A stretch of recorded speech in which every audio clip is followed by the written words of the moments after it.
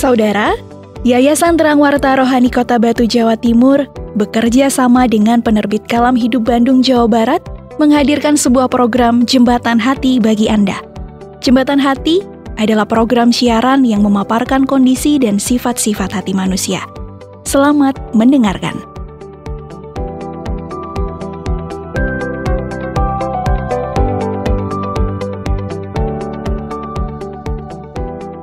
Halo Pak Gede, apa kabar? Halo Pak Jamal, kabar saya baik. Bagaimana dengan kabar Pak Jamal? Ya, syukurlah. Saya juga kabar baik Pak Gede. Ya, bagaimana dengan keluarganya Pak Jamal ini? Sehat semua? Semua baik Pak. Ya, bagaimana dengan kesehatan Pak sekarang? Ya, sampai saat ini saya baik Pak Jamal. Kalau rutin ikut nasihat dokter, pasti semua baik ya. Iya. Ya. Kita harus ikut dokter supaya tidak kambuh lagi. Tidak kambuh lagi. Ya. Ya syukurlah. Yang penting taat dan disiplin saja Pak. Pasti sehat Pak. Ya benar sekali Pak Jamal. Tapi kadang-kadang ya saya mikir juga nih kenapa harus minum obat terus. Ya, sebenarnya bosan juga Pak. Iya. Memang begitulah. Kesehatan itu mahal. Kata orang sih lebih baik mencegah daripada mengobati ya, katanya. Benar sekali Pak Jamal. Makanya saya ikut anjuran dokter ini. Ya mantap itu. Saya berharap sih Bapak cepat sehat Pak. Ya terima kasih Pak Jamal. Hanya kalau tidak mau ikut anjuran dokter nanti dibilang saya ini orang bebal begitu. Apalagi di rumah itu istri saya sering orang kalau saya dikasih tahu saya malas gitu. Iya. Terus istri saya marah-marah. Ya, bilang inilah itulah. Akhirnya saya dibilang bebal Pak. Karena saya malas minum obat dan ya begitulah. Jadi istri juga sampai ikut bantu ya mengingatkan benar saya. Sekali. Ya harusnya diminum obatnya Pak supaya cepat sembuh. Kasihan ya, istri. Benar sekali. Ya itulah Pak. Sangat membosankan untuk saya itu sebenarnya minum obat itu. Pak sabar sajalah. Ini kan ada pengalaman teman saya nih. Dia punya anak susah dikasih tahu. Kalau dikasih tahu suka membangkang sama orang tuanya.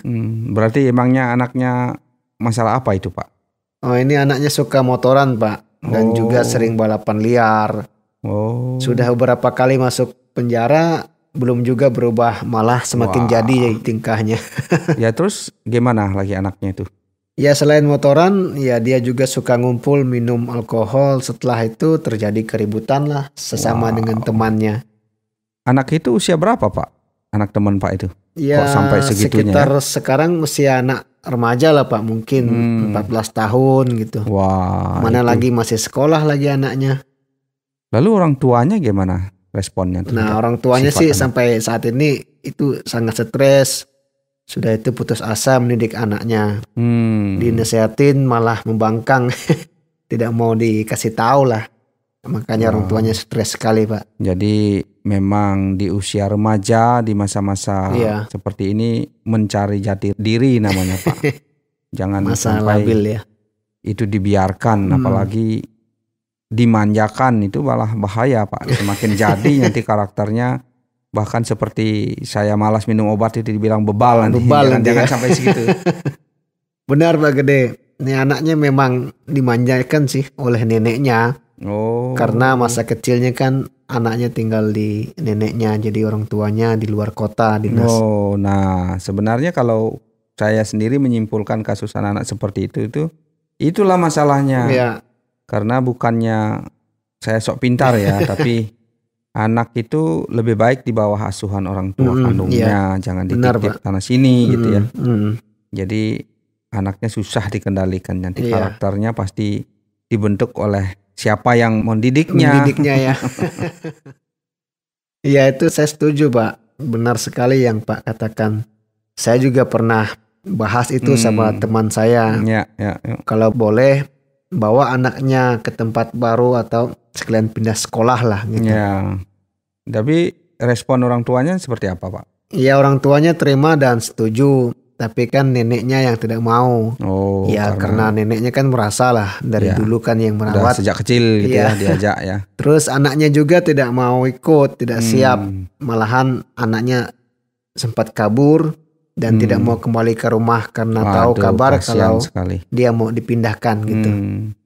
Ya memang begitulah risiko kalau selalu dimanja, apalagi anaknya tinggal sama nenek atau orang paman yang lain. Iya. Wah itu memang menyusahkan. Ya walaupun keluarga Pak ya, tapi tetap berbeda lah kalau orang tua sendiri yang mendidik ya. Nah itu kan menjadi awasan juga bagi kita ke depannya supaya bertanggung jawab pada pendidikan anak saya di rumah setuju. sendiri gitu. Benar itu. Kalau kita kembali ke karakter yang bebal yang kita bahas tadi, suka membangkang. Kita suka membangkang. Nah itu kecenderungan daripada manusia itu sifat naturalnya muncul, yaitu keberdosaannya. Gitu. Tidak terlepas dari sikap yang demikian, karena kalau itu dikasih umpan yang baik semakin jadi-jadi. Semakin jadi-jadi ya. Karena kita naturalnya punya itu Pak. Iya, apalagi lingkungannya mendukung Pak ya. Itu dia. Itu benar. Tapi kan kita bisa berubah ya Pak, menjadi baik ya dari sifat seperti itu. Ya pasti Pak, kita perubahan itu pasti bisa. Yang penting bagaimana dan di mana dia bisa berubah gitu, dan lingkungan itu menentukan juga perubahan itu. Iya benar Pak, saya sendiri juga mau berubah. Kadang-kadang saya juga susah nih Pak dikasih tahu nih. Kalau itu sudah saya anggap baik ya saya akan ikuti gitu. Ya. Seperti yang saya bilang tadi Pak, kecenderungan sifat bebal yang kita miliki lah ya sebagai manusia itu, karena manusia memang tidak ada yang bisa sempurna. Kita berdosa, sifat-sifat natural kita itu selalu ada. Nah kalau dipupuk atau kondisikan, kita cenderung langsung lebih cepat ya. Lebih cepat ya. Lebih cepat yang perbuatan jahat daripada perbuatan baik ya. Ya makanya sih kalau kita main hitung-hitung Pak ya. Ini perbuatan baik dan perbuatan jahat, pasti banyak perbuatan jahat. Makanya tidak mungkin kita manusia ini bisa sempurna Pak. Ya saya setuju Pak Jamal. Jadi saya juga pernah membaca satu tulisan begini isinya. Ada jalan yang disangka orang lurus, tetapi ujungnya menuju maut. Gimana Pak maksudnya? Jadi perkataan ini sama dengan orang yang sok tahu, tetapi ujung-ujungnya membawa orang kebinasaan. Gitu. Kira-kira menurut Pak Jamal bagaimana itu? Ya benar Pak Gede, menurut saya kalau orang yang suka dengan nasihat pasti tidak akan nyasar atau tidak salah jalan atau tidak gampang jatuh. Tetapi kalau orang yang tidak suka dengan nasihat, ya pastilah orangnya gampang jatuh, gampang nyasar gitu. Iya benar. Nah makanya kita perlu bertanya kepada orang yang lebih tahu. Dan jangan merasa diri sok tahu. Justru karena merasa tahu semuanya membuat kita menjadi bebal ya. Dan akan hilang arah tujuan gitu ya. Karena kita sudah tahu sendiri merasanya.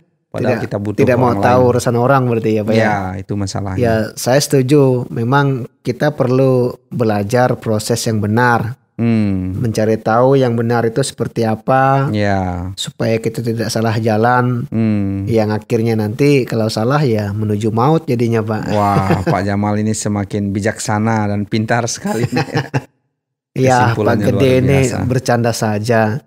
Saya rasa karena saya bergaul dengan Pak Gede deh, saya jadi tahu mana yang benar, sama-sama mana Pak, yang baik kita belajar yang dilakukan. Ya Pak Jamal ini ada-ada saja. Kita sama-sama belajar Pak. Itulah pentingnya kita bergaul, mencari pergaulan yang baik, saling belajar setuju, satu dengan yang lainnya. Bahkan jangan merasa diri yang lebih pintar ya. Ini penting untuk kita untuk mengevaluasi diri ke depan. Untuk belajar bersama-sama ya. Ya. Benar Pak. Sama dengan kalimat yang Bapak katakan tadi itu kan. Ada jalan yang disangka orang lurus, ternyata itu menuju maut. Ya karena kita bergaul dengan lingkungan yang mendatangkan maut ya. Ya salah. Jadi kita sendiri salah dalam pergaulan juga. Nah itu ya benar. Jadi intinya kalau kita tidak mau menuju maut atau celaka ya, kita harus buang rasa bebal itu atau kebebalan itu sendiri. Iya benar Pak. Jangan suka membangkang, apalagi tidak suka nasihat orang lain. Ya. Karena itu kita semua cenderung untuk berdosa kan begitu. Jadi kita harus mencoba memberi diri untuk menerima nasihat orang lain gitu Pak Jamal. Iya. Benar Pak, kayaknya Pak Gede ini diam-diam tegur saya ya. Maksudnya kita kan ngobrol biasa-biasa. Saya bilang menegur. Ya memang sih, tapi pas juga gitu dengan saya yang Pak katakan itu gitu. Bagaimana itu? Ya pasnya saya tidak suka dinasehatin. Saya merasa saya tahu dan tidak mau tahu lagi, apalagi bertanya, Pak. Oh gitu. Wah, jadi tidak boleh begitu Pak Jamal. Emang bagus sih kalau kita sudah tahu dan mungkin lebih tahu dari orang lebih lain. Tahu tapi lagi ya. Namanya kita manusia, kita pasti ada kekurangan. Iya Pak, benar dan Pak. pasti membutuhkan juga bimbingan. Itu benar juga itu. Dari orang lain kan gitu. Iya, saya setuju Pak. Apalagi bimbingan keluarga sendiri gitu kan, itu baik juga. Nah justru itu Pak yang saya merasa saya lebih tahu. Karena di keluarga saya tidak mau dinasehatin. Saya menganggap saya lebih dari keluarga saya. Malahan saya berpikir saya yang pantas menasehatin keluarga gitu Pak. Saya paham maksud Pak Jamal ini. Tetapi pasti adalah saatnya kita membutuhkan nasihat dari keluarga kita sendiri. Contohnya seandainya Pak Jamal punya usaha, sesudah sukses terus bangkrut dan terlilit utang lagi. Hutang lagi. Apakah Pak Jamal masih sanggup melewati itu semua? Kan perlu minta masukan, perlu nasihat kan gitu. Apa yang Pak Jamal lakukan kalau nggak begitu? Ya saya akan berjuang Pak. Karena saya kan terbiasa dengan hal-hal seperti itu. Ya walaupun begitu, sampai kapan Pak bisa berjuang kan gitu? Ya kalau sampai kapan sih ya kurang tahu Pak. Nah itu kalau Pak Jamal tidak tahu misalnya sampai kapan tidak jelas, makanya nasihat keluarga itu penting dihargai. Walaupun tidak sesuai harapan tetapi ya saatnya kita perlu keluarga, perlu nasihat. Ya itu. Iya benar. Jadi Pak. sorry Pak, saya coba untuk tidak menggurui ya, tapi ya. Tidak apa-apa lah Pak, kan sama-sama belajar ini. Nah itu dia. Terima kasih Pak udah diingatin. Ya sama-sama Pak, kita wajib saling mengingatkan untuk perubahan yang lebih baik. Iya saya setuju. Siap Pak Gede. Oke lah, kayaknya saya harus balik ini, ada rencana mau mancing ini Pak sama teman-teman. Seru tuh, dan kita juga belum punya waktu ini bersama untuk mancing bersama nih. Sudah lama ya waktu itu. Iya, kita rencana saja ini. Oke lah kalau gitu ya, sampai ketemu nanti ya. Siap, sampai ketemu Pak. Ya, yuk mari.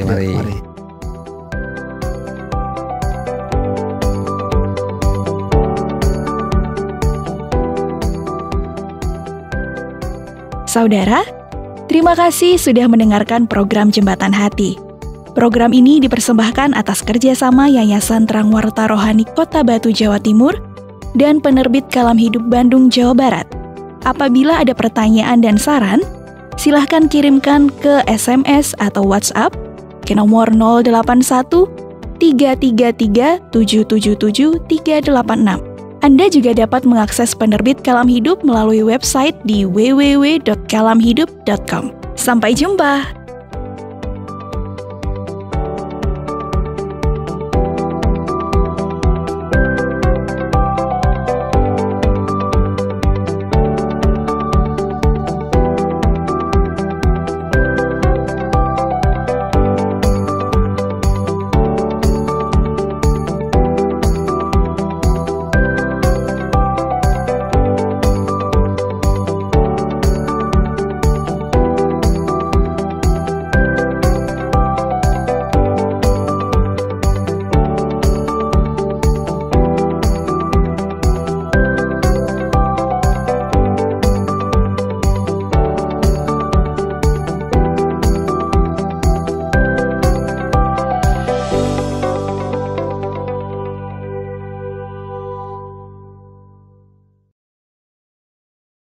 Terima kasih Anda sudah mengikuti program kami. Jika Anda diberkati, jangan lupa like, komen, dan share supaya Anda tidak ketinggalan setiap program terbaru kami.